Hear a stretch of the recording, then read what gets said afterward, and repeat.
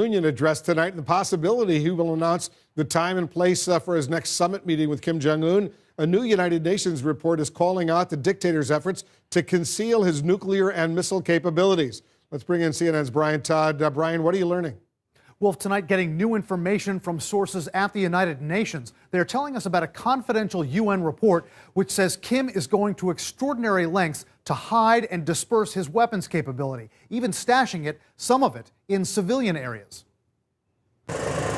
Tonight, new intelligence from the United Nations appears to show Kim Jong-un is taking evasive action to protect his weapons, even as President Trump moves closer to a second summit with the 35-year-old dictator.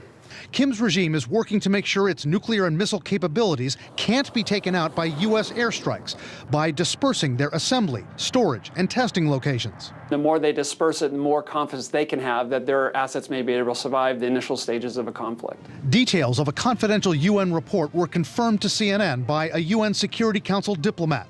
The report says Kim's regime is using civilian facilities like airports to assemble and test ballistic missiles to evade so-called decapitation strikes. They know that that would create a dilemma for the United States military planners if we knew that there were an important asset there we needed to destroy, but civilians might be injured in the process. The report also says North Korea is rendering UN sanctions ineffective thanks to a massive increase in illegal ship-to-ship oil transfers on the high seas. And North Korea continues to try to illegally sell weapons in places like Libya, Sudan, and Yemen. The UN report comes as the White House is trying to sell the idea that its diplomatic outreach, including a summit last summer, has boxed Kim Jong-un in, keeping him from testing or launching missiles. The president repeatedly touted his relationship with Kim, including glowing letters between the two men. And he has often said he's ready for the two of them to sit down face to face again. The meeting is set. He's looking forward to it. I'm looking forward to it. We've made tremendous progress. But experts say the second summit comes with even higher stakes, since the first meeting in Singapore brought only a vague commitment from the North Korean dictator to work toward dismantling his nuclear arsenal. This is an opportunity to reduce tensions and to really change the situation in Northeast Asia. Robert Gallucci was the lead American negotiator in 1994 when North Korea agreed to freeze part of its weapons program and eliminate its nuclear facilities in exchange for economic aid, non-military nuclear reactors to generate electricity, and normalization of diplomatic relations. The North Koreans cheated on that deal by secretly producing nuclear materials that could be weaponized.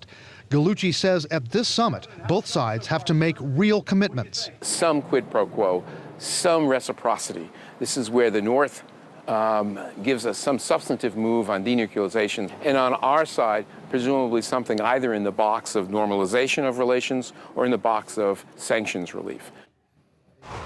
Now, Robert Gallucci says with past deals with North Korea, even though the North Koreans cheated on those deals, it was still good for U.S. national security because they at least slowed the North Koreans' nuclear progress down. He said that could be the case this time, even if the North Koreans cheat. But he says first, we have to see the kind of deal that Trump and Kim Jong-un make. We'll know soon where they're going to hold that summit, Wolf. We'll find out pretty soon. That's right. Brian Todd, thank you very much.